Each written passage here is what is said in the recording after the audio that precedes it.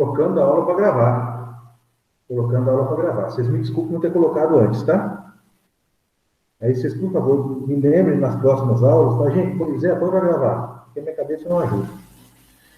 Então, essa raiz aqui, crianças, ela vem da continuação do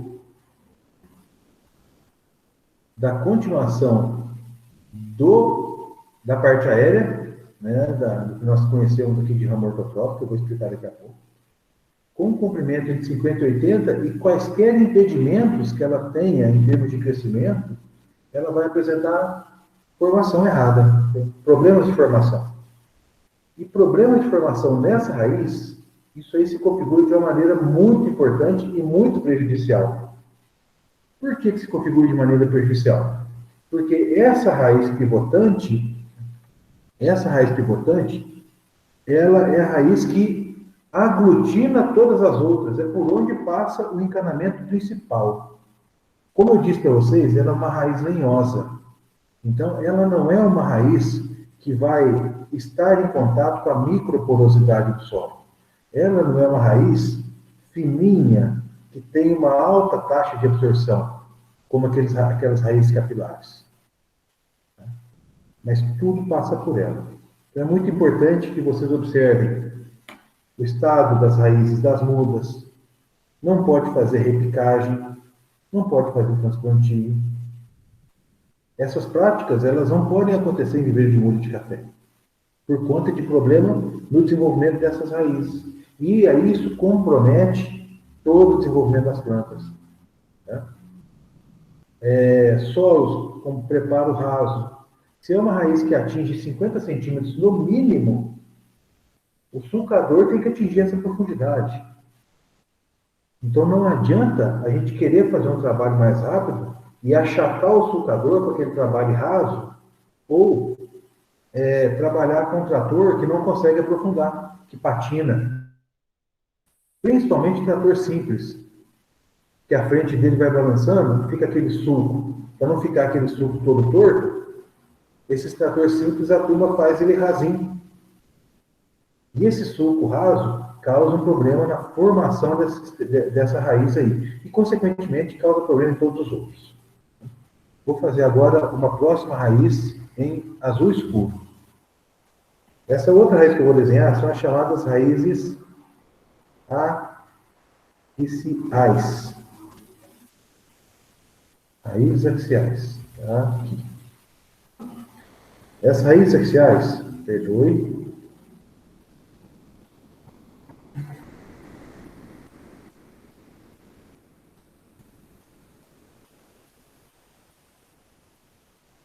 Raízes axiais. Essas raízes axiais, elas se derivam da raiz pivotante.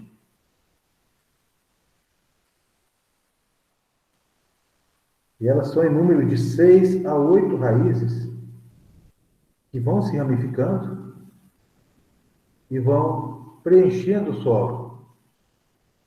Uma característica interessante dessas raízes é que essas raízes, elas podem atingir a uma profundidade em torno de 2,5 metros de profundidade. Essas raízes, sim, elas se aprofundam no solo. Então, elas têm um caminhamento horizontal e vão descendo, é geotrópico positivo, né? E eles podem atingir até 2,5 metros, 3 metros de profundidade. E essas raízes, da mesma forma que a raiz pivotante, né, como eu disse para vocês, originam de 6 a 8 raízes na raiz pivotante diretamente. E essas raízes axiais, elas também são raízes lignificadas. Elas são raízes que quebram igual lenha. Função delas: fixação da planta, sustentação da planta. São raízes de baixa capacidade de absorção, porque elas possuem cortiça, aquele tecido que protege a região mais interna, né, da planta, que é onde está ali o sistema flemático. Então, são raízes também lignificadas, são também raízes resistentes, raízes com baixa capacidade de absorção, mas são raízes que se aprofundam no solo. Quanto mais próximas da pivotante elas estiverem, maior o diâmetro delas. Como eu estava falando de diâmetro, né? Eu falei que a pivotante atinge até 50, até 80 centímetros, pode acontecer em alguns casos de solo mais preparado, mais profundo, mas em torno de 50 centímetros. E essa raiz pode atingir 10 a 12 centímetros de diâmetro. Essas raízes axiais, aqui próximas à planta, à pivotante, elas podem atingir até 2 a 3 centímetros de diâmetro. São raízes mesmo muito resistentes, né? E que atingem essa profundidade maior. E aí, uma questão muito interessante, muito importante. Em 2 metros, 2 metros e meio, 3 metros de profundidade, como é a disponibilidade hídrica? Ela oscila mais ou menos? Ela é maior. Ela oscila mais ou menos em relação à questão da superfície do solo. Ela Oscila menos. menos, velho. Vai ter menos influência da temperatura do ambiente. Amplitude térmica, ela é menor. Amplitude. A oscilação também é menor. Então, nós temos nessa faixa de horizonte B, horizonte C, que seja, né, vamos dizer horizonte B, um latossolo que tem aí 30, 40 centímetros de horizonte A, nós temos uma situação de vida, de ambiência de raiz melhor. E percebam o quanto é importante um solo descompactado, para que a gente consiga proporcionar um ambiente que seja satisfatório para o desenvolvimento do sistema radicular como um todo. E eu não estou falando de raiz de absorção. Estou falando de raízes estruturais. Tá? Até aqui, alguém tem alguma pergunta? Está tudo certo? Deixa eu ver aqui os comentários do chat. Ô Zé, Não, pode falar. qual que é a profundidade mesmo da raiz principal, para eu poder anotar aqui? Em torno de 50 centímetros, Franciele. Certinho, obrigada. Raiz principal também chamada de raiz pivotante. Tá? Raízes axiais de 6 a 8, derivadas diretamente da pivotante, com diâmetro em torno de 2 a 3 centímetros, quando próximas da pivotante, pode atingir profundidade em torno de 2,5 metros, e elas vão se ramificando. E aí vem uma questão muito interessante que eu quero mostrar para vocês agora. Eu vou fazer aqui agora em verde, não em verde, não. Vou fazer em roxo. Roxo. Não, em vermelhinho. Vermelhinho fica bonito. Aqui, vermelho. Vou escrever raízes da placa superficial. Essas raízes da placa superficial, que eu estou representando em vermelho, elas são raízes que estão localizadas próximas à superfície do solo. Por isso são chamadas de raízes da placa superficial. Então, eu vou fazer um desenho aqui para representar essas raízes.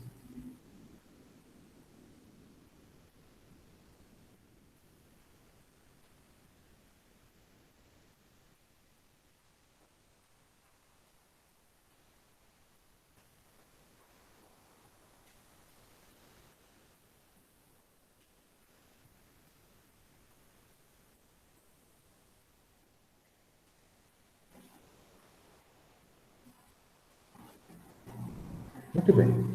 O desenho está feito e aqui eu vou fazer uma referência de profundidade. Mais ou menos 30 centímetros. Esse mais ou menos está uma porcaria. Mas vocês entenderam, né? Mais ou menos 30 centímetros. E eu quero que vocês analisem o seguinte.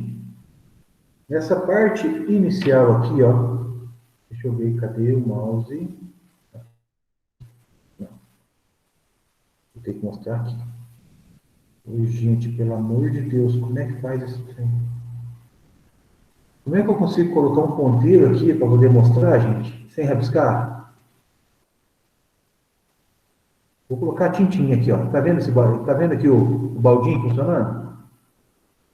O baldinho vocês vê mais, né? Beleza, eu vou mostrar com o baldinho. Vocês percebam que eu simbolizei a raiz pivotante vindo, as raízes da placa superficial vindo da pivotante. E elas também se derivam da pivotante. Quando elas se derivam diretamente da pivotante, elas podem ter em torno aí de 2 milímetros, 3 milímetros, e quanto mais elas vão se distanciando da pivotante, mais elas vão se ramificando. Ou seja, existem raízes da placa superficial que, quando se originam da pivotante, pode atingir aí 1,5 m, 2. Mas um detalhe que eu quero que vocês percebam em todo esse conjunto. Se nós considerarmos que em torno de 30 centímetros, da maior concentração das raízes da placa superficial, que são chamadas raízes da placa superficial pelo fato de estarem rente ao solo, vocês percebam que nesse desenho que eu fiz aqui, ó, existe uma diferença de concentração de raízes. E aí agora eu vou escrever, vou separar aqui, ó. Percebam aqui, ó. Vou fazer em amarelo. Percebam aqui. Nós temos uma primeira porção de raízes aqui, ó. Depois nós temos uma segunda porção de raízes aqui. Opa! Aqui. E depois uma terceira porção de raízes aqui. Raízes do grupo A, raízes do grupo B e raízes do grupo C. Vocês entenderam esse esqueminha que eu fiz? Separação em 3 grupos? Vamos analisar, olha aqui, ó. Um grupo, 2 grupos, e aqui um terceiro grupo. O que esse desenho está mostrando para vocês em relação a essas diferenças entre grupo A, B e C? Alguém percebe alguma diferença? Que eu tentei de maneira muito rústica tentar simbolizar. Mais espalhado, vamos dizer assim. O C? Está mais espalhado, mais... Exatamente. Maior concentração e mais espalhado. Então vamos falar o seguinte. Esse grupo de raízes C, qual é a característica do solo onde esse grupo está presente? Eu não estou falando com relação à formação de solo, não. A minha referência é compactação, temperatura e água. Vocês concordam que o solo C... De água, né? Pois não, repete, por favor, Antônio, eu não ouvi. Nessa região há uma maior variação de temperatura e da água também. E maior taxa de compactação por conta de pisagens e maior competição por plantas invasoras. Então, essa faixa C, que ela está representada aqui pela projeção dos ramos, então, quando a gente faz projeção da saia, a projeção da saia não é a linha periférica que circunda o café. A projeção da saia, ela é a sombra que a planta faz sobre ela, sobre a copa. Toda essa projeção é a área que está debaixo dos ramos, protegida pelos ramos. Então, essa área protegida dos ramos, que eu simbolizei aqui como A e B, ela é completamente diferente, o solo A e B é completamente diferente do solo C.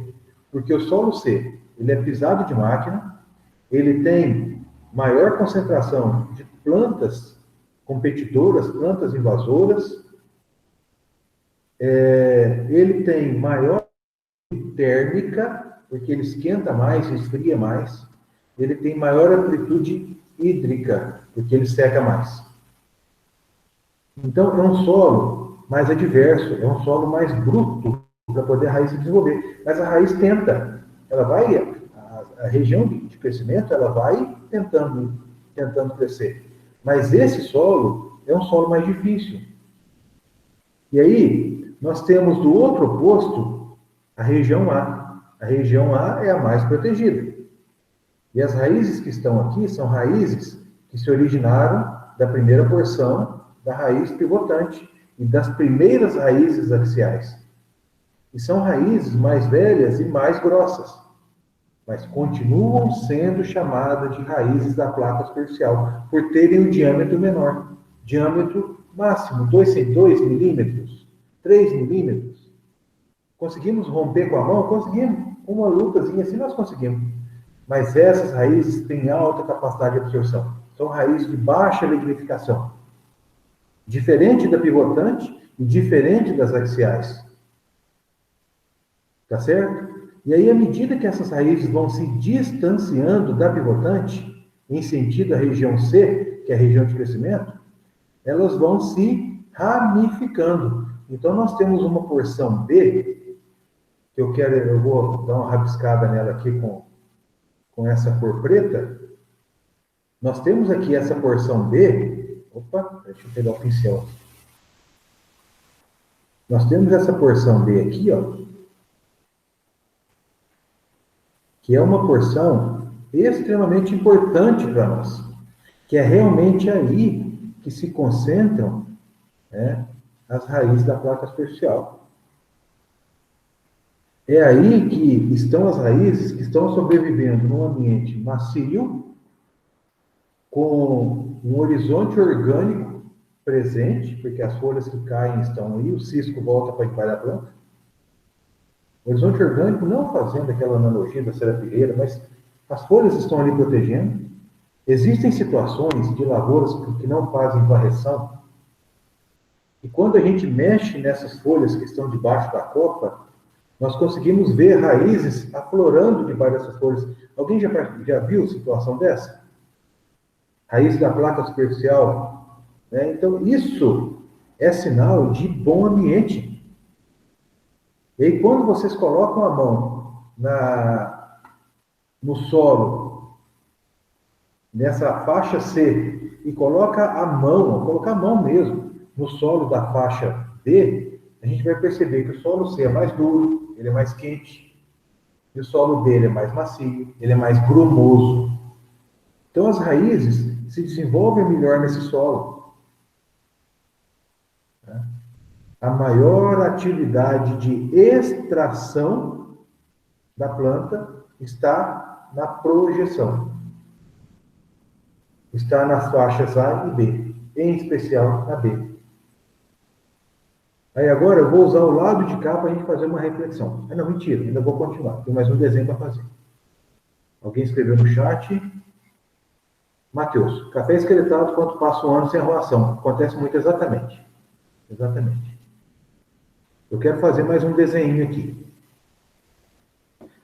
Então, aqui, ó. Opa.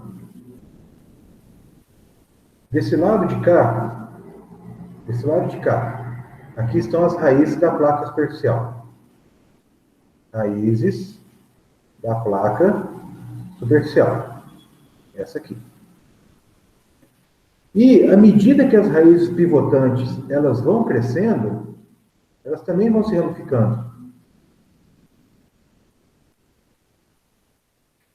Então acaba que em torno de todas as raízes pivotantes, Pivotante ou as axial? raízes axiais, em todas as raízes axiais, também acontece essas ramificações, essas bifurcações, essas separações, e elas vão diminuindo o diâmetro.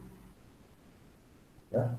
E aqui embaixo, da mesma forma que aqui em cima, são raízes de alta capacidade de absorção.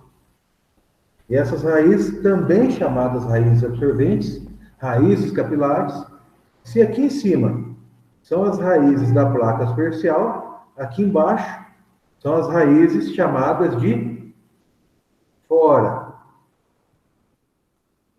da placa superficial.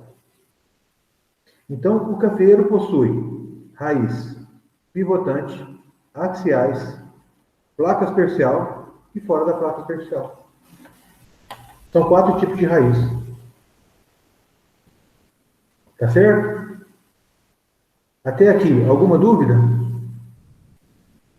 Alguém quer fazer alguma pergunta?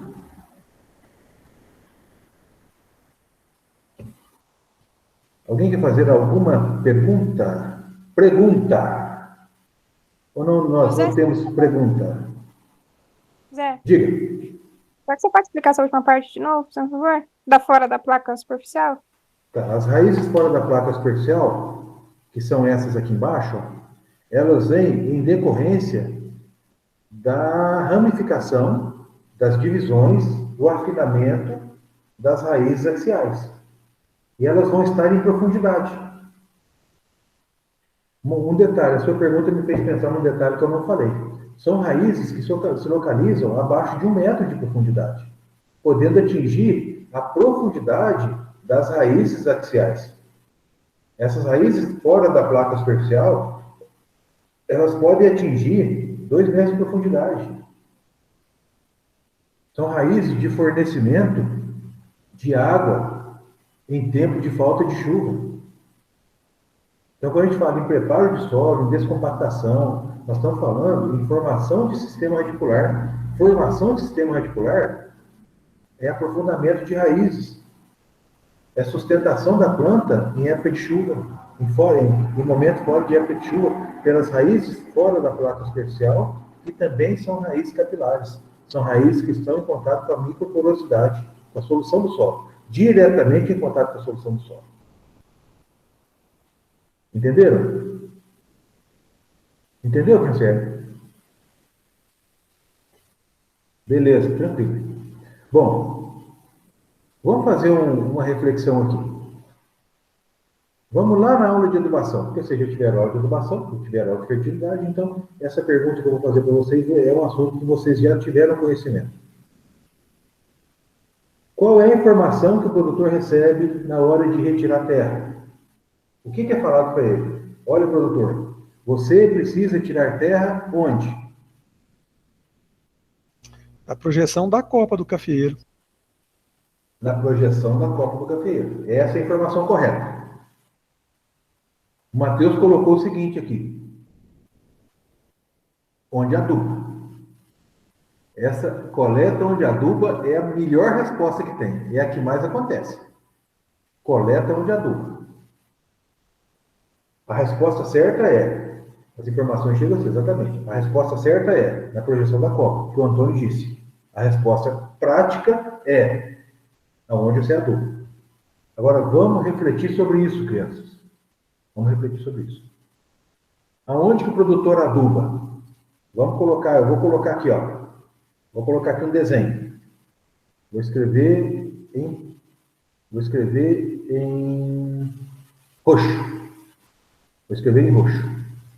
O produtor aduba aqui no 1, que é essa faixa. O produtor aduba no 2, que é essa faixa. Ou o produtor aduba no 3? O produtor aduba onde? Quando fala assim, ah, tem que adubar o café. Ele aduba no 3, Matheus Vieira Alves. Geralmente é no 1. O produtor aduba no 1. E por que ele aduba no 1? É mais fácil, ele não vai jogar debaixo do café. É para não queimar a folha. Ele aduba no 1 para não queimar a folha. Porque a época de adubação não é época de chuva.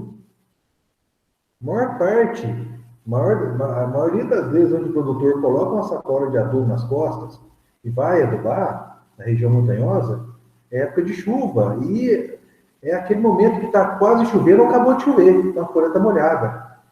Começando aquele orvalhinho. E aí ele aduba no 1, porque adubando aqui no 1, deixa eu colocar aqui, adubando no 1, o adubo, que é muito higroscópico, não entra em contato com a folha, então não queima a folha. E aí ele aduba no 1. E a informação que chega para ele na hora de tirar a terra, você tira a terra onde você aduba, então ele vai tirar a terra no 1. Então ele vai tirar a terra onde?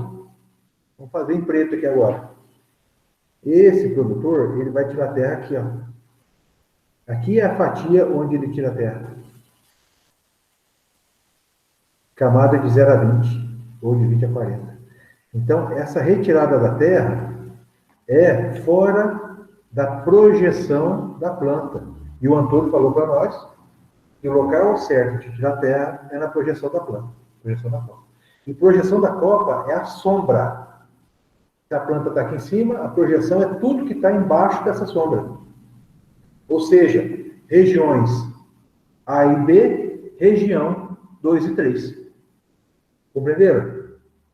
Projeção da copa é o que vai do extremo do 2 até o extremo do B. Projeção da copa, cadê?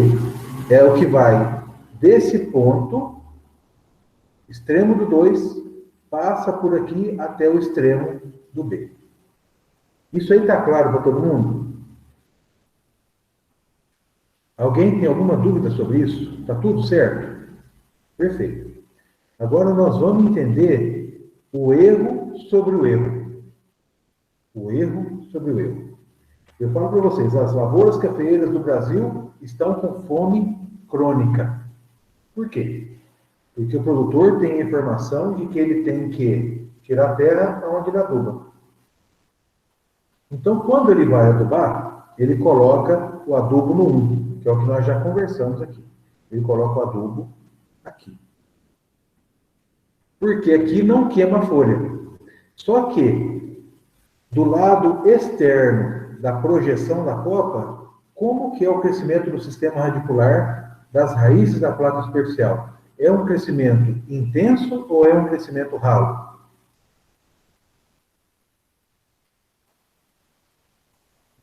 É um crescimento menor, é um crescimento ralo. É um crescimento ralo. Então, se é um crescimento ralo, como que é a capacidade de absorção desse fertilizante pela planta? É baixo. É baixo. Então, quando o produtor faz a adubação nessa região 1, à esquerda da planta, à direita da planta, fora da região de projeção, onde as raízes estão pouco concentradas, a absorção é baixa. Ou seja, é a mesma coisa que amarrar você numa cadeira fincada no chão, o seu braço com 1 metro de comprimento e coloca um prato de comida a 1,5 metro. E fala para você, come. O cafeeiro não come. Ah, mas é fluxo de massa. Ô, crianças. Fluxo de massa, nós não podemos deixar tudo por conta do fluxo de massa, não. Porque o cafeeiro está igual a nós amarrado na cadeira, comendo cheiro. Porque nós estamos só sentindo o cheiro e vendo o prato de comida longe. O cafeeiro está comendo o cheiro do adubo. Gostou, né, Carlos? Isso aí é o que o curso técnico fez comigo. E aí, criançada, vamos analisar. Qual é o nível de fertilidade desse solo C? Alto ou baixo? O C vai ser alto. Exatamente. O C, o índice de fertilidade do solo C tende a ser maior do que o índice de fertilidade do solo B. Por quê? Porque no solo C não tem tanta extração como tem no solo B. A extração é maior. A acidificação do solo B, a acidificação do solo sobre a projeção, ela é muito maior, porque a extração é muito maior. Mas aí o que acontece? O produtor tira a terra no solo C, fora da projeção. Porque a informação, como diz o Matheus, que chega no produtor é: olha, produtor, você tem que tirar a terra onde você aduba. Ele aduba de fora, para não queimar raiz, queimar folha. Aí ele vai tirar a terra onde o solo tem resíduo. Ele vai tirar a terra onde o solo tem um nível de fertilidade mais elevado. Aí a análise de solo fala para nós o seguinte: olha, agrônomo, não é assim? A análise de solo falando para nós: olha, agrônomo, o solo está bom pra caramba. O cálcio está a 55% da CPC. É assim? O fósforo está bom. O potássio está alto. O potássio está em 6% da CPC. E aí, como a análise de solo fala para nós que o solo está com um bom nível de fertilidade, nós vamos colocar mais ou menos adubo. Percebem? Nós vamos colocar... Opa, deixa eu ir no chat, tem 15 mensagens. Esse negócio de declividade de levar o adulto à marcha é lindo também. A gente até enxerga, né? O adulto pegando carona com a água. Nesse ponto aqui, ó, a análise de solo vai falar para nós que a extração ela é menor e o nível de fertilidade do solo é maior. O nível de fertilidade do solo sendo maior, a recomendação de corretivos e fertilizantes, ela é menor. Olha que situação que nós estamos, que erro sobre o erro. Além de adubar uma quantidade menor, porque aqui tem mais do que aqui, nós vamos colocar a comida longe. Então, a planta que tem pouca coisa disponível vai estar ainda longe das raízes, vai estar comendo lá, buscando com a pontinha do dedo. Vai estar comendo arroz de palitinho de japonês. E aí, agora vocês me entendem porque eu digo que lavoura de café tem fome crônica? Por um simples termo de a pessoa falar assim, você tira a terra onde você aduba e não faz o trabalho como tem que ser feito, que é colocar o adubo sob a projeção e entender o que significa corretamente o termo projeção. Porque o termo projeção significa o que está abaixo da planta. Projeção da copa é a sombra que o cafeiro faz. E não o que está fora da sombra. Imagina uma luz por cima do café. Essa luz, essa sombra que se faz aqui embaixo, isso é a projeção. Eu tenho uma foto de projeção de copa aqui. Deixa eu achar. Só um segundo que eu vou chegar aqui. Vou falar nisso de novo na aula de fertilidade.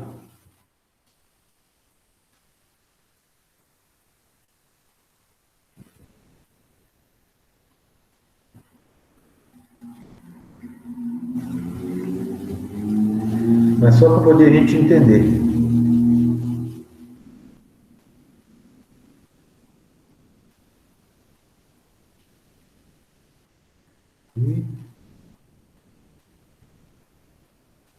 Vou parar de apresentar e vou apresentar uma outra foto, tá? E eu quero apresentar esse desenho aqui, ó.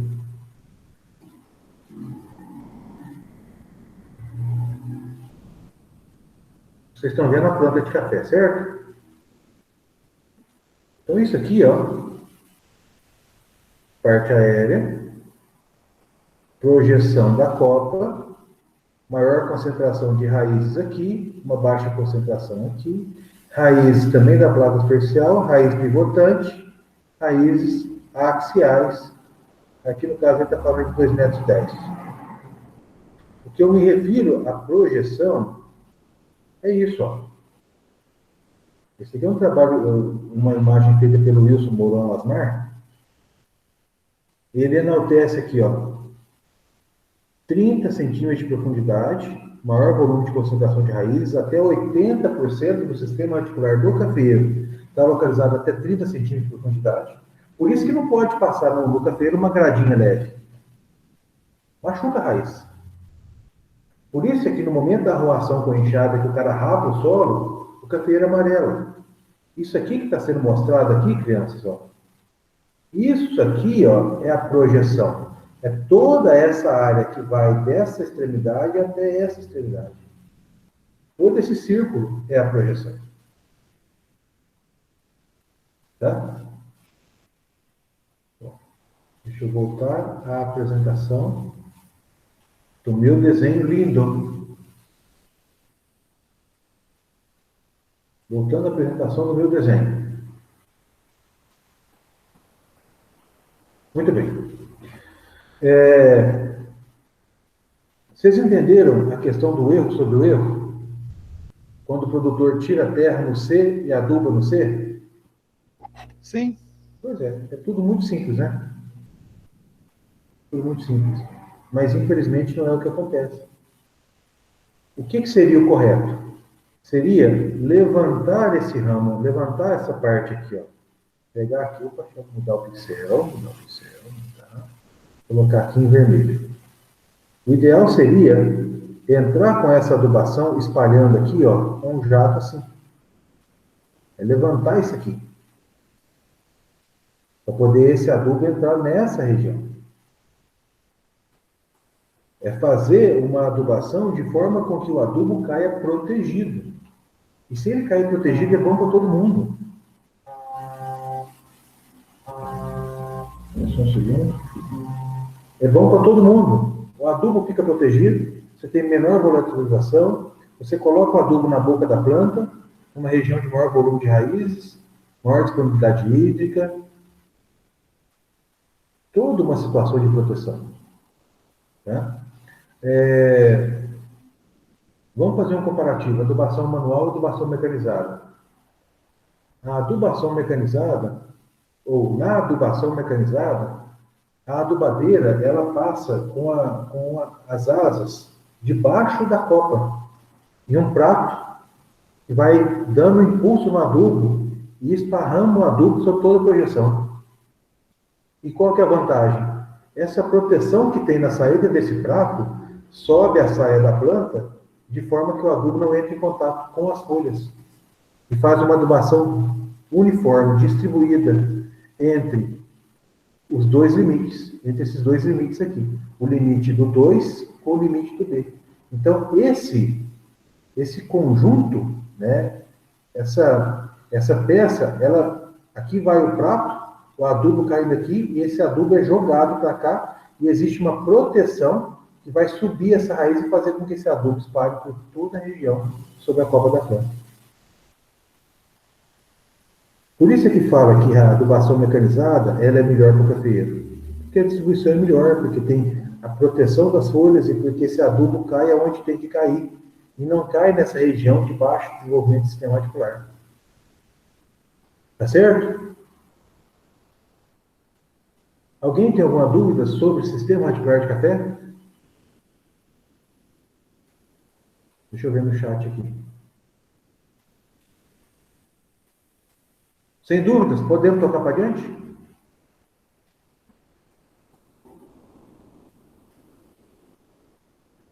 Sem dúvidas. Pode continuar.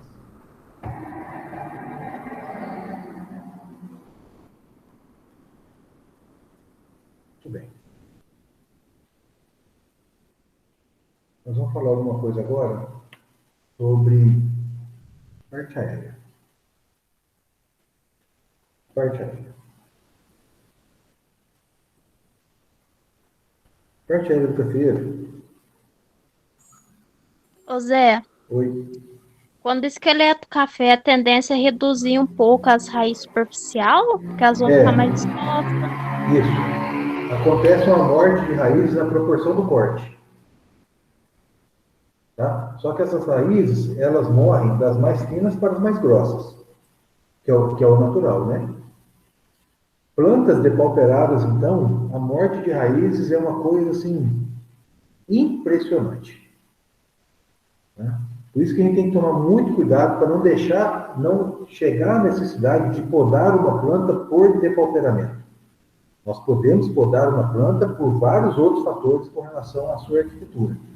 Mas se chegar no ponto de podar por depauperamento, aí eu espero. E é a aula que eu vou falar para vocês imediatamente após essa aula de morfologia e fisiologia. Semana que vem. Na outra, provavelmente.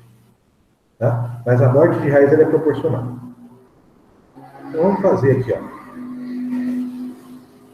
As folhas da saia do café, quando queimadas na adubação,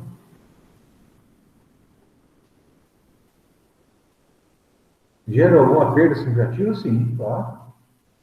Toda folha que se queima, todo dano fisiológico que acontece, você tem diminuição de atividade fotossintética. E ainda existe um grande problema, sabe, João? O problema é o seguinte: os ramos do cafeeiro, eles não compartilham fotossíntese líquida. É o que eu vou falar agora. Os ramos do cafeeiro são egoístas em termos de fotossíntese líquida. Eles ficam para eles. O dreno prioritário é fruto. Então, se tem um ramo com fruto, a responsabilidade de encher os frutos e preencher os grãos é da folha daquele ramo. Quando não tem fruto, aquela folha usa a fotossíntese líquida, que é o que sobrou da vida dela, que ela usou para sobreviver ali, manutenção, para crescimento meristemático. Mas ela não pega esse excedente e manda para o terço superior, onde o terço superior, por exemplo, que é a parte que tem as primeiras floradas e floradas mais concentradas, mais intensas, que estão com uma baixa relação de área foliar por fruto. Eles não estão nem aí. Eles simplesmente crescem. Tá? Então, toda a folha da terço inferior que é queimada, ela gera um prejuízo absurdo para a planta, ainda mais se nós entendermos que não há esse compartilhamento e que os ramos do terço inferior já são ramos que já possuem uma taxa fotossintética menor, porque são ramos que vêm protegidos pelos outros. Quer dizer, a autossombra ela é muito intensa no terço inferior do cafeiro, principalmente em estandes maiores, ou em situações de lavoura com sombra na tarde, na parte da tarde do dia. Se essas folhas morrerem, o ramo seca.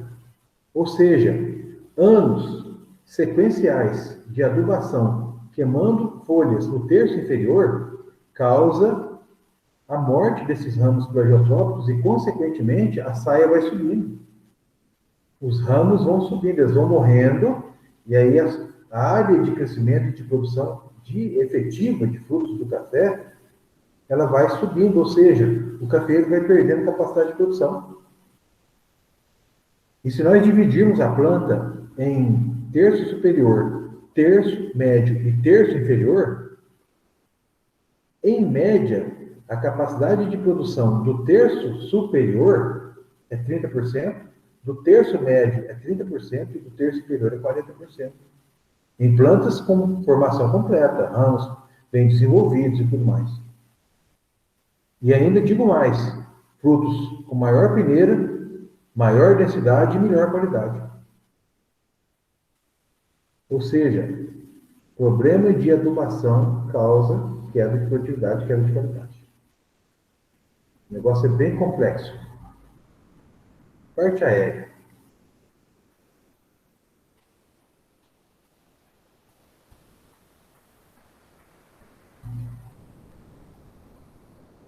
BH, o que é o SS? Solo superficial, Zé. Não, BH. Superfície do solo. Ah, Isso, não é solo superficial, é superfície do solo. É diferente. genérico. É.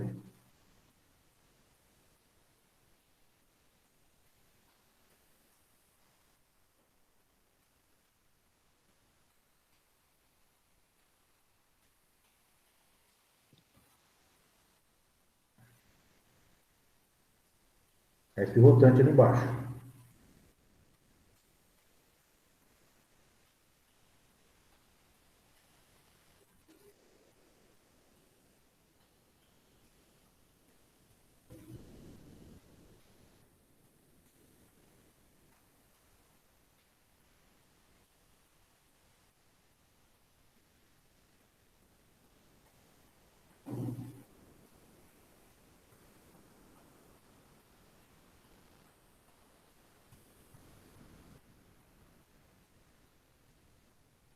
Ó, que belezinha que tá ficando isso, hein? Olha, quase uma obra de arte. Pensar que eu estou fazendo isso aqui pela primeira vez, tá bom demais a conta.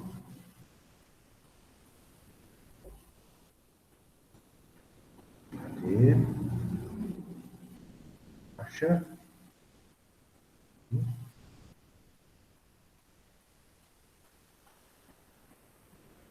O que eu estou tentando representar para vocês aqui são os ramos de produção. Tá? Esses ramos de produção, eles têm crescimento paralelo à superfície do solo, né? Não é solo reto, né? Só em região declitosa. E o cafeeiro, ele é composto, a parte aérea do cafeeiro é composto por dois tipos de ramos. Ele é composto por um primeiro tipo de ramo chamado ramo ortotrópico. Esse ramo ortotrópico é esse que está aqui escrito em laranja, está desenhado em laranja. Características do ramo ortotrópico: crescimento perpendicular ao solo, geotrópico, negativo, fototrópico, né, positivo, né, uma coisa assim, eu não lembro direito desses termos, mas ele cresce na vertical, por isso é orto, de ângulo reto, ortogonal. E esse ramo, ele é lenhoso, né? O cafeeiro não é uma planta C3, e o cafeeiro não é uma planta que tem órgãos de armazenamento de energia. É um ramo lenhoso, que muitas pessoas chamam de tronco, né? Tronco, tronquinho, é um ramo ortotrópico. Cafeeiro arábica, ele é cultivado, a recomendação é que se cultive cafeeiro arábica com um ramo ortotrópico. Tá? Então, nós temos que retirar, fazer desbrota desse ramo, à medida que forem aparecendo outros, que nós vamos conversar daqui um pouco. E do ramo ortotrópico, que é esse aqui, que está em continuação da raiz pivotante, olha, lembrei de um detalhe importante aqui, que eu vou marcar esse detalhe agora, e nós vamos interromper a nossa conversa para falar sobre ele. Esse aqui, ó. Essa região aqui, ó. Essa região é a região do colo da planta. Era para eu ter falado disso quando eu estava falando do sistema radicular, da transição do sistema radicular e parte aérea. Essa região do colo da planta, ela é uma região extremamente sensível, tá? E ela é muito uma região que é assim, danos leves causam problemas graves. Por exemplo, uma raspadinha de inchada, um adubo que é colocado muito perto, tá certo? E existe um problema fitossanitário, né, uma doença que pega essa região aí, que causa um problema grave na lavoura de café, quando essa lavoura atinge aí 2, 3 anos, e já tem um porte maior, uma caixa maior de parte aérea, já demanda mais um pouco do sistema radicular para poder fazer a manutenção da parte aérea, enchimento de frutos. Geralmente é problema de primeiro ano de produção. Quem pode me dizer que problema é esse? É tombadeira, Zé? Exatamente. Tombadeira ou risoptoniose, que é uma doença causada por um fungo necrotrófico chamado Rhizoctonia solani. Tá? Então, tomem muito cuidado com viveiros, tá certo? Por conta desse problema. Alguém quer fazer alguma pergunta a respeito disso? Vê no chat. Rhizoctonia, o Luana também falou. Bom, então, continuando a explicação da parte aérea, gente, esses ramos plagiotrópicos, eles são alguma forma de controle? Pergunta o Matheus. Sim. Quando aparece, não. Porque é um fungo necrotrófico e ele prejudica esse tecido, né, o tecido, o floema. Então, geralmente, o que se tem? O xilema mandando para baixo e o floema não conseguindo redistribuir. Então, essa região aqui, Matheus, deixa eu fazer um desenho aqui. Essa região aqui, ó, ela vai entumecer, ela vai inchar, porque o floema está mandando fotossimilado para poder ser redistribuído pela raiz, só que ele não consegue descer, já está tudo comprometido. Ele não consegue descer, então o sistema radicular tem o seu desenvolvimento limitado, porque não consegue comer, porque não chega comida, e teoricamente o sistema radicular sendo limitado, a parte aérea sofre por consequência de uma baixa extração do solo. Tá? Não tem como corrigir. Aí nós temos que entrar para um tratamento especial. Tá? Tratamento especial. Vou escrever aqui. Tratamento especial. Opa, deixa eu colocar aqui. Pincel. Letrinha. Tratamento especial. Trator de esteira. Tá bom? Trator de esteira. É o que vai corrigir esse problema. Bom, muito bem. Então, o ramo ortotrópico, do ramo ortotrópico, saem os ramos plagiotrópicos. E os ramos plagiotrópicos, eles são os ramos de produção. Tá? Então, eu estou dizendo aqui para vocês que o cafeiro possui dois tipos de ramos. O cafeiro possui dois tipos de ramos. Ele possui o ramo, vou colocar aqui, ó, o ramo ortotrópico e possui o ramo plagiotrópico. Muito bem, vamos entender o que significa essa palavra. Trópico significa crescimento. Crescimento reto, referindo-se a essa situação aqui, ó, um ângulo de 90 graus aqui embaixo. E o que significa o termo plágio? Quem pode me falar? O que é plágio? Cópia. Exatamente, já disse a Franciele. Plágio é aquilo que vem igual, vem derivado de uma coisa. Então, o ramo plagiotrópico é aquele ramo que tem o seu crescimento derivado do ortotrópico. Tá? Por isso ele se chama plagiotrópico, crescimento derivado de outro ramo. E o ramo plagiotrópico é o ramo de produção. Vou colocar aqui, produção. E aí a gente vai entender depois como que funciona isso. Tá? Existem situações que são assim, tem gente que coloca, nossa, meu cafeiro está produzindo demais, está produzindo fruta até no tronquinho. Vez ou outra isso acontece mesmo, principalmente na lavoura nova. Tá? Mas a produção mesmo, ela acontece nos ramos plagiotrópicos, ou seja, é no ramo plagiotrópico que acontece a florada. Né? Dificilmente vai acontecer flor em ramo plagiotrópico, ramo ortotrópico. Zé, Pois não, pergunte, Sara. no coffea canéfora, ele tem produção no ortotrópico também ou só no plagiotrópico? Plagiotrópico. Só no plagiotrópico também. A questão do canéfora é que ele tem crescimentos e produções todos os anos. Ele cresce e produz naquele ano. Tá. É uma planta que é trabalhada com 4 a 6 ramos ortotrópicos, ao invés de um. Ele é multicaulo. Entendi. Obrigada, Zé. Dessa parte vocês entenderam, gente? Está tudo certo? Com relação aos tipos de ramos? Então vamos continuar aqui. Muito bem. Eu quero agora fazer uma representação para vocês aqui de uma parte do ramo aqui. Vou pegar uma partezinha aqui. Vou pegar essa parte aqui. Opa. Vou pegar essa partezinha aqui. Tá? E vou ampliar aqui.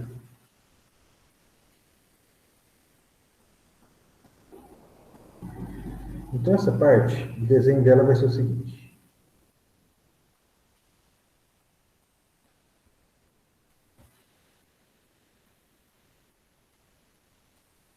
Gente.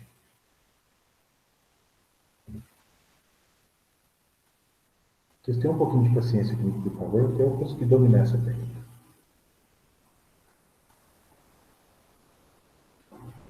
Então, aqui eu ampliei, tá? Vou fazer algumas...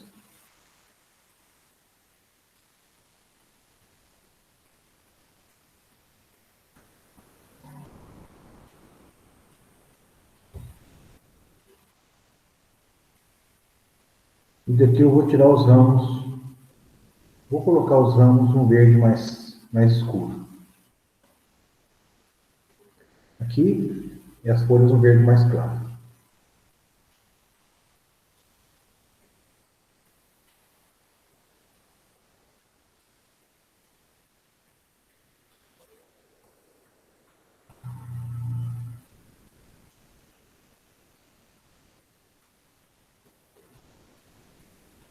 Tá meio torto aí, vocês vão me perdoando, tá? Estou fazendo o que eu posso.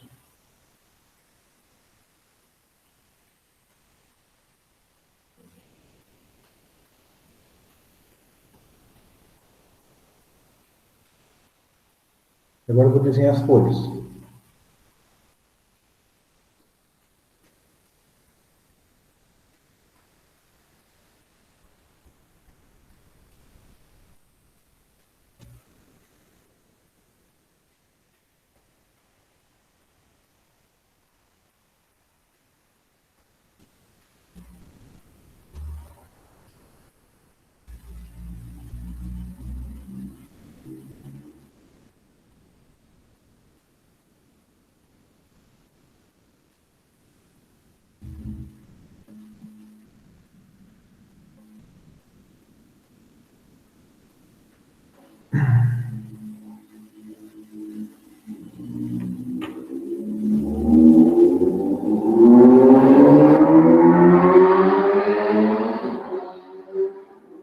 coisa mais infernal esse barulho. Aqui, gente, está o ramo ortotrópico, ramos plagiotrópicos do ápice, tá certo? Meristema apical, deixa eu escrever. Eu vou escrever porque isso aqui é muito importante. Aqui, ó, meristema apical do ramo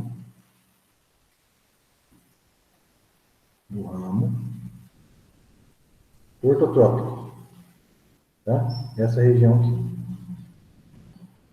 Aqui, meristema apical do ramo plagiotrópico. Meristema apical do ramo plagiotrópico. O que eu quero representar para vocês aqui é o seguinte.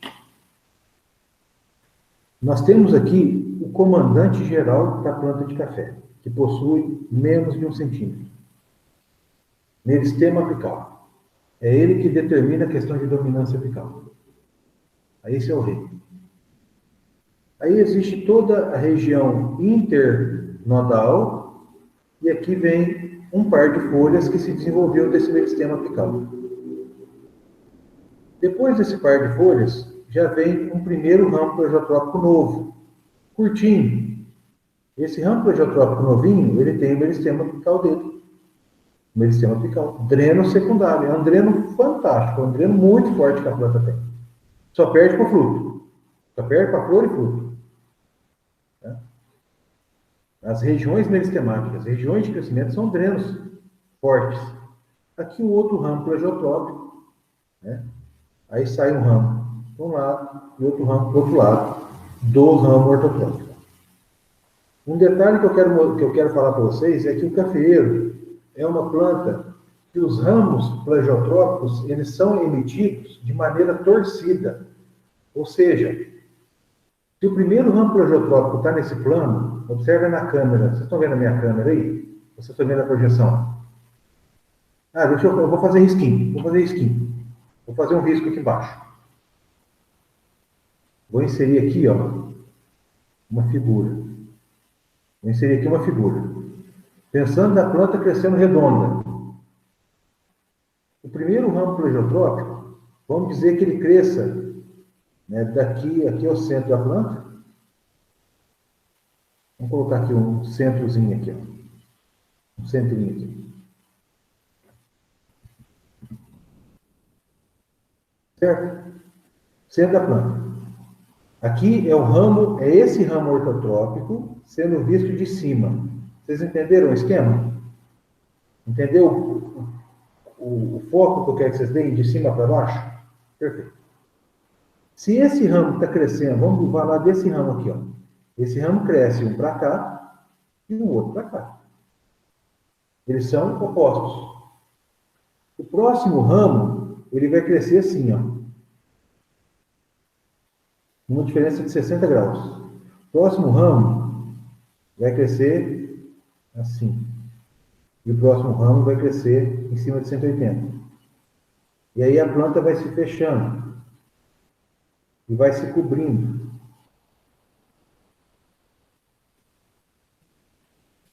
Tá? Ou seja, os ramos plagiotrópicos,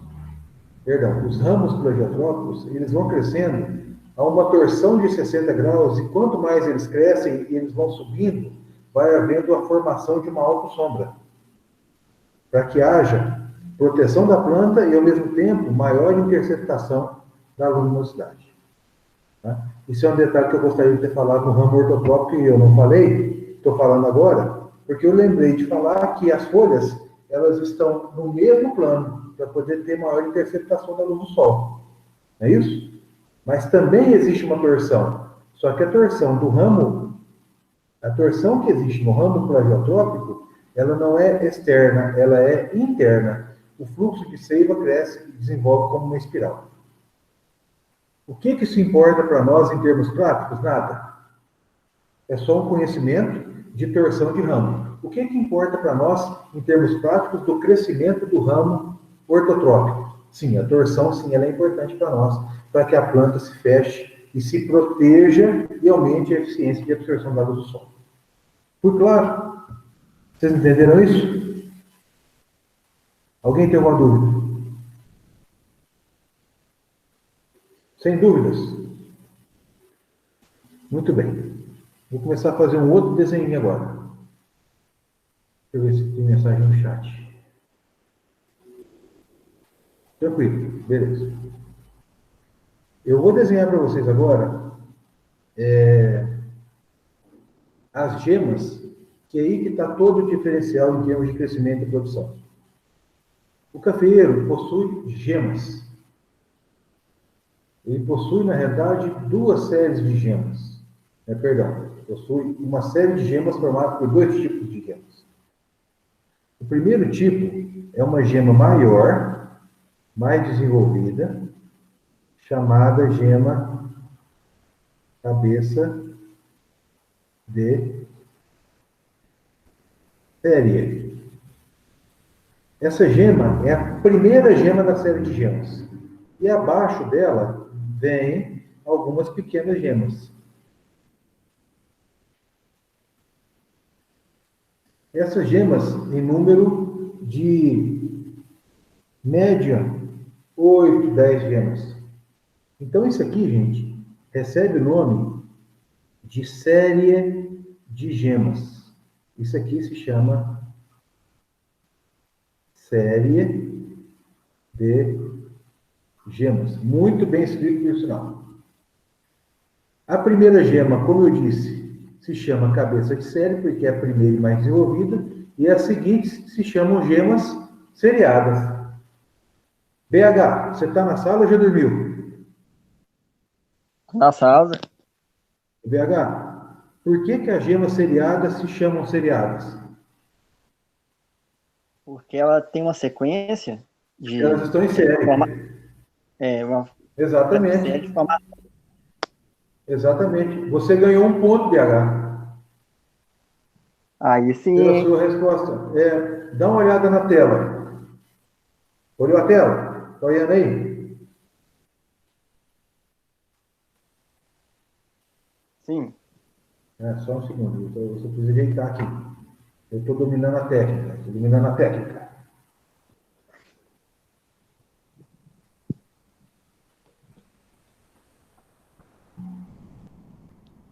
BH ganhou um ponto. BH. Um ponto. Certo? Gostou, BH? Da homenagem? Sim, o desenho vale até 10 o desenho. Obrigado. Muito obrigado. É só para poder a gente descontrair um pouco, porque essa aula está muito cansativa. Estou falando feito louco. Se eu já estou cansado da minha voz, imagina vocês que sufoco. Não é brincadeira não, né, Antônio? Mas vão tocando. Não é não, nós estamos cansados mesmo. O bicho pega. O bicho pega. Mas olha, só uma reflexão que eu quero fazer com vocês aqui. Eu vou fazer mais um desenho, ó. Sexta-feira brava não é brincadeira, não. Não é brincadeira. O que eu disse para vocês é que todo nó da planta, seja em ramo ortotrópico, seja em ramo plagiotrópico, todo nó, que é a região meristemática de origem de folha. Ou seja, folha só é produzida por meristema apical. Não existe gema que produz folha. A folha só sai da ponta do ramo. E aí o ramo cresce e produz novo meristema, nova folha. E o tempo de intervalo de produção de folha é média de 25 dias para a emissão de um par de folha. Média por ano. Ou seja, um cafeeiro, um cafeeiro em crescimento mínimo normal, ele tem que crescer 12 pares de folha por ano. Médio, 12, 13. Por quê? Porque é 25 dias para a emissão de um par de folha. Só que no inverno ele não cresce tanto, então o crescimento tem que ser no verão. Tá? Porque folha é atividade meristemática. Então, vou fazer para vocês aqui uma reflexão sobre as gemas. Todo nó tem um conjunto de gemas. Então, aqui tem a gema cabeça de série e as gemas seriadas. Gema cabeça de série, gemas seriadas. Gema cabeça de série, gemas seriadas. Cabeça de série, seriadas. Aqui só tem seriadas. Aqui só tem seriadas. Aqui tem cabeça de série e seriadas. Aqui tem cabeça de série e seriadas. Cabeça de série, seriadas. Cabeça de série, seriadas. São gemas microscópicas. Aqui só tem seriadas. Aqui só tem seriadas. Aqui tem cabeça de série, seriadas. Cabeça de série, seriadas. Cabeça de série, seriadas. Vocês percebam o seguinte. O cafeeiro possui em todo nó uma sequência de gemas de cada lado. Ou seja, cada nó tem 2 séries de gemas. Cada nó é produzido em cada nozinho 2 folhas meristematicas que vão se desenvolver e fazer as folhas definitivas maduras e 2 séries de gemas, cada uma com a cabeça de série e em torno de 8 a 12 seriadas. Em todos nós, tanto em orto quanto em plágio. Vocês entenderam isso? O que eu estou representando aqui é o seguinte. Quando nós só temos folhas, nós temos cabeça de série e seriadas. Cabeça de série e seriada. Então aqui é um conjunto, aqui é um nó, aqui é outro nó, aqui é outro nó. Aqui tem esse nozinho que já tem a folha, o nozinho meristematático. Quando só tem folhas, tem a cabeça de série e as seriadas. Aqui, vocês percebam, já não tem gema seriada, cabeça de série mais. E é muito importante essa reflexão que eu quero fazer com vocês a partir de agora, com relação às funções de gema cabeça de série e gema seriada. Com relação a isso que está apresentado na tela aí, vocês têm alguma dúvida? Vocês entenderam? Dentro desse esqueminha muito mal feito, vocês me perdoem, mas vocês entenderam? Alguém tem alguma pergunta? Professor, pelo que eu entendi, então, cabeça de série quando tem a folha. Eu vou chegar nisso agora. Então, Se não tem a folha, é só seriada. Eu vou chegar nesse ponto agora. Porque existe uma dupla aptidão dessas gemas que vai explicar essa situação que eu fiz aí no desenho.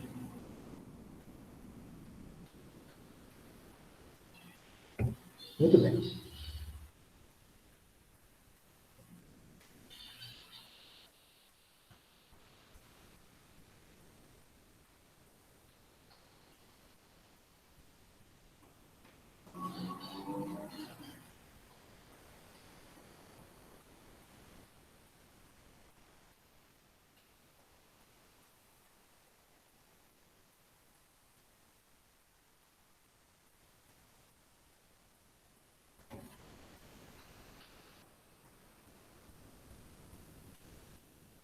Ramo. Orto. Plágio.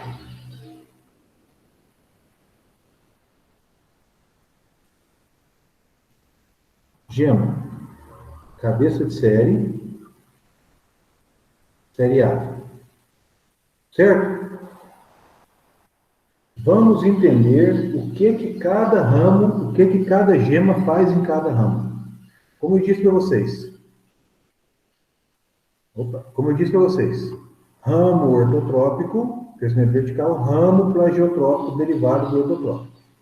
Pois bem, aqui nós temos ramo ortotrópico, ramo plagiotrópico, nós vamos falar nessa coluna, e gema cabeça de série no orto, gema cabeça de série no plágio, gema cabeça seriada no plágio. Vamos lá. Gema cabeça de série. Quando ela está presente no ramo ortotrópico, ela produz ortotrópico primário. Ou seja,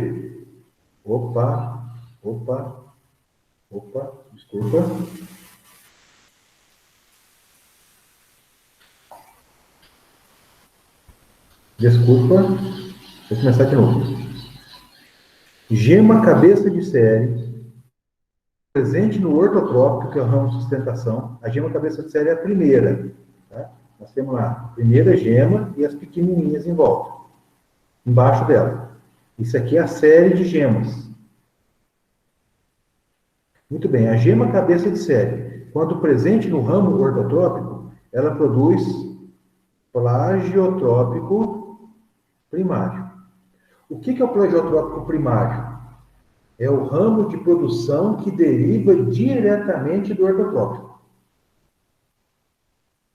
Ou seja, essa gema cabeça de série, que como eu disse, é única, ela está aqui, ó, ela é única. Se ela produziu o ramo plagiotrópico primário e durante a colheita esse ramo plagiotrópico quebrou, o que vai sair daquele lugar? Vai sair outro ramo de produção? Não. Ou seja, nós matamos aquele ponto de produção de fruto. Tomemos cuidado com colheita manual mal feita, colheita mecanizada muito forte, cercosporiose que mata ramo, bacteriose que mata ramo, bicho mineiro que mata ramo, pelo de esfolha. Tomemos cuidado. A gema seriada, quando presente no ortotrópico, a gema seriada vai produzir ortotrópico. O ortotrópico, muitas vezes, é chamado de broto. Muitas situações. Nem sempre indesejável. Às vezes é desejável, no caso de uma receita. Nós queremos que ele brote. Agora, quando a planta está com problemas de dominância apical, a gema seriada do ramo ortotrópico produz broto ladrão. Nós vamos chegar a essa reflexão. Isso é o que acontece com relação aos ramos, as gemas no ramo ortotrópico. Gema cabeça de série em ramo ortotrópico produz ramo plagiotrópico primário. Gemas seriadas em ramo ortotrópico produz ortotrópico broto, tá? Crescimento vertical. Pois bem, vamos falar agora de ramos plagiotrópicos. O que as gemas fazem no ramo plagiotrópico? Gema cabeça de série em ramo plagiotrópico vai produzir plagiotrópico de maior ordem, secundário, terciário, ou seja, a gema cabeça de série só produz plagiotrópico. Se ela está no ortotrópico, ela produz plágio primário, que é aquele que vem do orto. Se ela está presente no nó do ramo plagiotrópico, ela vai produzir um plagiotrópico secundário, se ela estiver no primário. Quer dizer, o que é o plagiotrópico secundário? Aqui, ó. Esse aqui é o plagiotrópico primário. Estão vendo aqui, ó? Plagiotrópico primário aqui, ó. Plagiotrópico primário. O secundário, ele vem aqui, ó. Na realidade, ele vem no meristema. Essa gema aqui, ela brota. E aí faz um novo plagiotrópico. Então, aqui nós temos ramo plagiotrópico primário. Aqui, ramo plagiotrópico secundário. Vocês entenderam essa questão aqui? Gema cabeça de série produz plágio primário no orto e plágio secundário, terciário, quaternário do plágio. No plagiotrópico.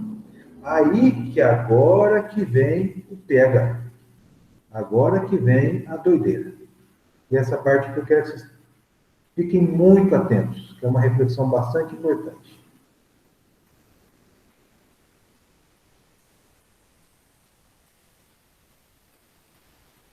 Deixa eu ver como que eu faço essa divisão.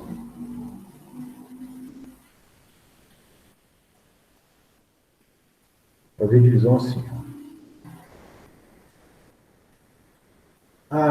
No caso, né, e vou escrever em vermelho. Não, vermelho não vai dar não, porque já tem vermelho. Vou escrever em verde.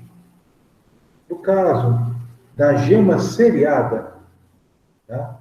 Agora a reflexão é sobre esse cara aqui no ramo plagiotrópico. Gema seriada, que são essas aqui, ó.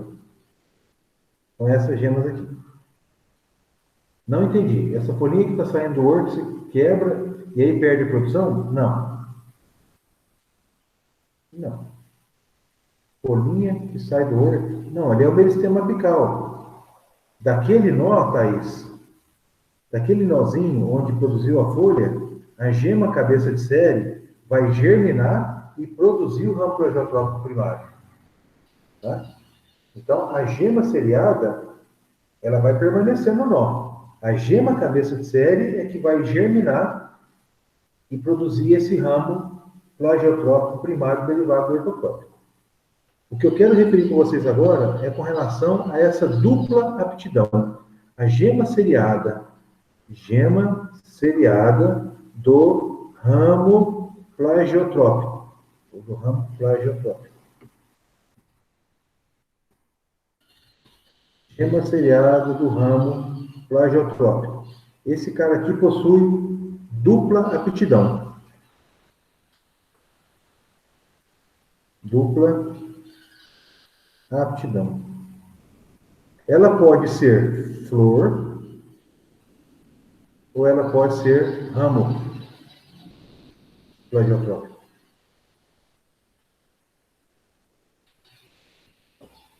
É isso que é o grande diferencial da gema seriada do ramo plagiotrópico. Essa gema seriada do ramo plagiotrópico, ela vai escolher o que ela vai fazer. Flor ou ela vai ser ramo. E essa definição de qual caminho ela vai seguir no momento da diferenciação, isso está atrelado a que situação da planta? Alguém pode me responder? Vou repetir a pergunta. Presta atenção. A gema seriada do ramo plagiotrópico, ela apresenta dupla aptidão. No momento da diferenciação, que eu vou falar isso aí no ciclo fenológico da cultura, ela pode escolher se ela vai ser flor ou se ela vai se diferenciar para ramo plagiotrópico, de maior ordem. Qual é o fator mais importante na decisão, que vai influenciar em qual decisão, qual caminho essa gema vai tomar? A Sara já escreveu aqui, deixa eu ver o chat. Estresse, Franciela escreveu. Estresse hídrico, escreveu a Sara. Eu vou falar para vocês uma palavra que vai ser muito usada por mim. A palavra chamada depauperamento. O termo, né? O termo depauperamento. Quando uma planta estiver depauperada por qualquer motivo, qual é a tendência dessa planta? Produzir fruto ou produzir folha? Garantir a sobrevivência dos descendentes, produzir flores e depois frutos. Então, se uma planta de café está estressada, a primeira coisa que ela vai fazer é fazer com que a gema seriada vire ramo plagiotrópico e o ramo plagiotrópico produza folhas. As folhas do cafeiro vêm de onde? Eu falei para vocês já, não falei? As folhas do cafeiro vêm da atividade meristematica. Ou seja, o cafeiro tem que produzir ramos para que nos meristemas desses ramos, meristemas apicais desses ramos, se produzam folhas. E folhas façam a fotossíntese e a planta consiga se equilibrar. Ela consiga revegetar. O que nós queremos que a planta faça é produzir energia para ela. O que a planta vai fazer em situação de depauperamento é pensar o seguinte: eu já estou numa situação de sucata. Já estou depauperado, sem folha, sem raiz, comendo mal, sem água, temperatura queimando a minha cacunda. Se eu produzir flor e essa flor virar fruto, eu não tenho condição fisiológica de encher grão. Então, esse entendimento que a planta tem, esse entendimento fisiológico que a planta tem, de, em momento que ela está depauperada, essa gema seriada do ramo plagiotrópico ser diferenciada para ramo plagiotrópico, é a oportunidade que essa planta tem de fazer folhas e fazer fotossíntese para ela se enfolhar e se reequilibrar, retomar o seu vigor. Ou seja, plantas depauperadas, enfraquecidas, as gemas seriadas vão ser diferenciadas para ramo, e do ramo vem a folha. Situação diferente vai acontecer quando a planta estiver bem equilibrada. Se a planta estiver vigorosa, a gema seriada vai ser diferenciada para a flor, e a flor fecundada gera fruto. Então, essa que é a situação, né, que acontece com relação a essa questão de equilíbrio fisiológico. Deixa eu colocar aqui em vermelhinho. Cadê? Aqui.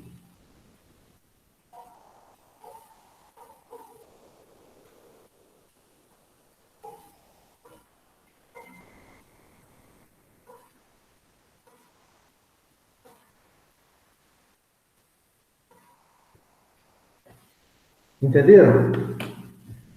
Passou fome, não comeu direito, não controlou ferrugem. No ano seguinte, a gema seriada do ramo plegiotrópico vira ramo plegiotrópico e não produz fruto.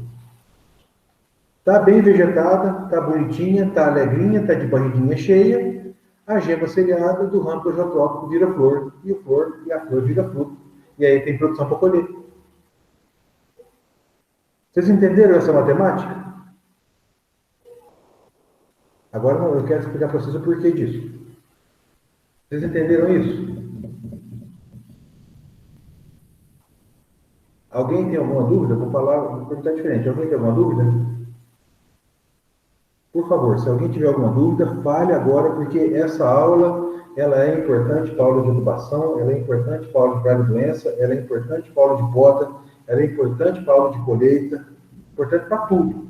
Para mim ficou meio confuso. Qual é a parte que você não entendeu, Antônio? Porque eu sempre aprendi que quando a planta sente que ela está no sufoco, ela vai tentar garantir a reprodução. Aí você vai dizer que ela vai o fruto... Não, isso eu concordo com você, Antônio, mas é quando o fruto já está sendo formado. Antes da formação do fruto, ela nem floresce.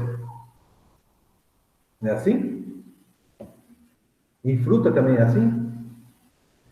Uma mangueira, por exemplo. Se você bater no tronco lá, fazer uns cortes, tudo, antes dela produzir, hein? Aí que ela vai soltar, florescer e aí produzir. Pois é. E aí, nós temos uma mangueira lá na escola, no setor de mecanização, que eu pedi para eles para parar de dar machadada nela, e ao invés de tratar ela com machado, a gente tratar ela com adubo e com água.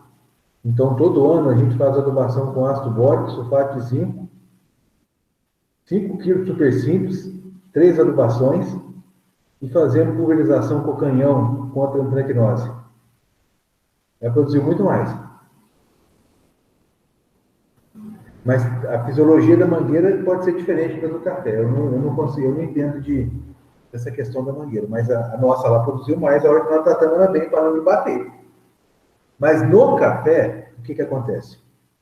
Antes da florada. Eu estou falando que essa decisão, Antônio e colegas, de o que a gema seriada vai ser, o que a gema seriada por ramo plegiotrópico vai ser, isso aí eu estou falando dos períodos de janeiro, fevereiro e março. Enquanto a florada viria em setembro, que é o momento de diferenciação dessas gemas. Momento que as gemas são fisiologicamente informadas sobre o estado de vigor que a planta está e o que ela dá conta de fazer ali para diante, na época de florada. Então, nesse período de janeiro, fevereiro e março, a planta informa para a gema se ela está vigorosa, e aí a gema se diferencia para a flor, que vai abrir em setembro. Então, está abrindo agora. Zé. Depauperada, a informação que ela recebe, fisiológica que ela recebe, é que ela precisa de se restabelecer. E aí é o ramo plegiotrópico, a gema seriada vira ramo plegiotrópico, e do ramo plegiotrópico sai a folha, para fazer fotossíntese. Pois não, sabe? Então, isso que você acabou de falar explicaria porque quando tem falta de chuva em janeiro, fevereiro e março, a produção despenca. Sim. E Porque também... essa época é época de calor e falta d'água, no momento de diferenciação, a informação fisiológica que a planta está é que ela está estressada. E ela fala assim, se eu já estou estressado, eu vou fazer a gema seriada virar flor, eu não vou dar conta de encher, eu vou morrer. Então ela se preserva e a gema seriada vira ramo plegiotrópico. E é por isso também que quando a planta está muito depauperada, compensa às vezes você esqueletar ela, entre aspas, perder uma safra para ela poder se recuperar e dar uma produção boa. Isso aí está relacionado ao vigor de crescimento dos ramos plegiotrópicos. Quando você poda, você tira uma carga de manutenção de estrutura física muito grande. E a planta começa a crescer ramos novos.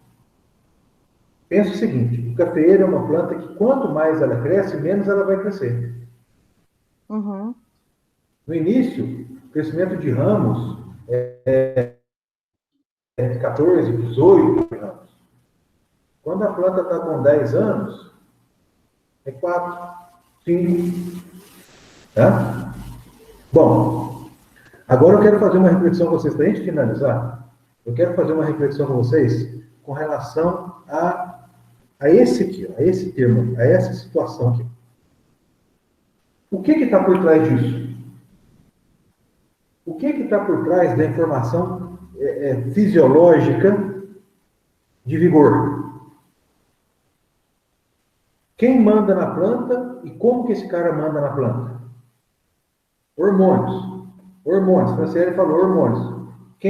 Qual é o órgão da planta que mais produz hormônios? E qual é o efeito hormonal? Meristema, exatamente, meristemas. Como se chama esse efeito hormonal? Vamos lá, gente. Está relacionado. Como se chama? Não é balanço. É o apical, o efeito da auxina? Ah, o crescimento? Não. Como se chama esse efeito meristemático, esse trabalho feito pelos meristemas relacionados à questão de balanço hormonal? Como se chama isso? Qual é a consequência dessa atividade meristemática?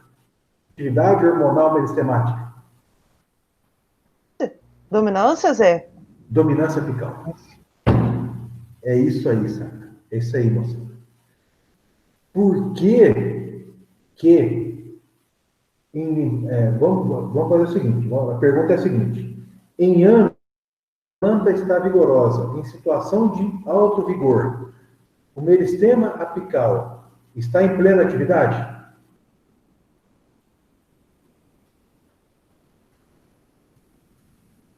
É uma pergunta. Sim. Plantas vigorosas, meristema apical em plena atividade, crescimento. Se nós temos um meristema apical vigoroso, em uma planta vigorosa, ele está exercendo a dominância apical sobre as gemas da planta? Isso é natural, isso é consequência. Ou seja, vigor está associado à dominância apical. Vamos falar de uma outra situação. Qual é a situação extrema de uma planta equilibrada? O extremo oposto de uma planta equilibrada. O extremo oposto de uma planta de café equilibrada é uma planta podada. É uma planta que foi agredida no último nível. Vocês concordam? Numa situação de planta podada, vamos pensar numa planta esqueletada. Cortou o ortotrópico e fizemos a poda lateral dos plegiotrópicos. 100% de quebra de dominância. 100% de quebra de dominância. Nessa situação, as gemas seriadas viram flor ou viram ramo? Vira ramo. Consequentemente, entendam, se uma planta está desequilibrada Se uma planta está com desequilíbrio fisiológico e, consequentemente, a atividade meristemática está enfraquecida, a dominância apical está enfraquecida. Se a dominância apical está enfraquecida, a gema seriada do ramo plegiotrópico brota para o ramo plegiotrópico. É o que nós queremos na lavoura que foi excretada, que é o máximo de intervenção. Agora, se nós temos uma planta fisiologicamente equilibrada, dominância apical bombando, meristema apical mandando em tudo, quem manda na parada é ele. Tanto o meristema apical de horto, quanto o meristema apical de plágio, que é o presidente dos governadores.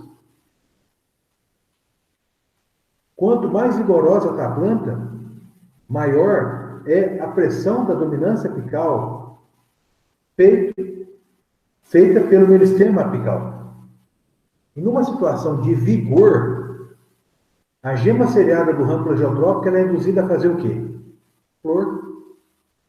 Ou seja, dominância apical ativa, gema seriada vira flor. Planta vigorosa, dominância apical forte. Dominância apical forte, produtividade alta. Entenderam o raciocínio?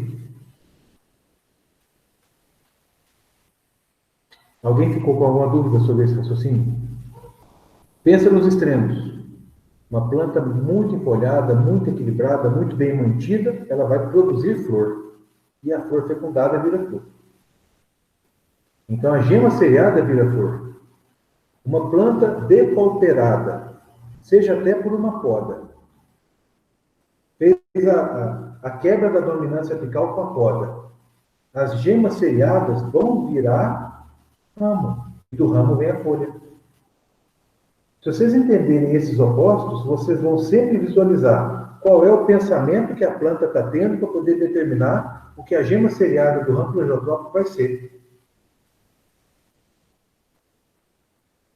Vocês entenderam essa matemática? Alguém quer fazer alguma pergunta? Porque nós já estamos finalizando por hoje. A próxima aula a gente pega daqui. Eu vou falar de flor, de fruto e depois de crescimento e produção. Pois não, pode falar? Só queria entender, porque já aconteceu, já presenciei lavouras que estavam com um vigor muito bom, bastante enfolhada, e aquela esperança, né? Vai produzir muito, vai produzir muito. E naquele mesmo ano crescia mais e não produzia. O que pode estar acontecendo nesse caso? Problemas de nutrição, na maior parte das vezes, excesso de nitrogênio ou Foi falta o que aconteceu. Então tá certo, tá explicado. Ou falta de boro e zinco, né? E aí, como você já disse que era isso, tudo certo. Mas ainda poderia ser, Matheus, problemas de fitossanitário, principalmente cercosporiose e foma, pegando o botão floral. Certo, entendi. Tá bom? Foi numa lavoura nossa, ela estava com esse vigor muito bom, e não produzia. Fizemos análise foliar, excesso de nitrogênio. E aí, a gente tem a ideia de que quando a lavoura não está produzindo, a gente tem que adubar mais e mais e mais. E a gente tem que entender que até água em excesso mata. Certo? Ô, crianças.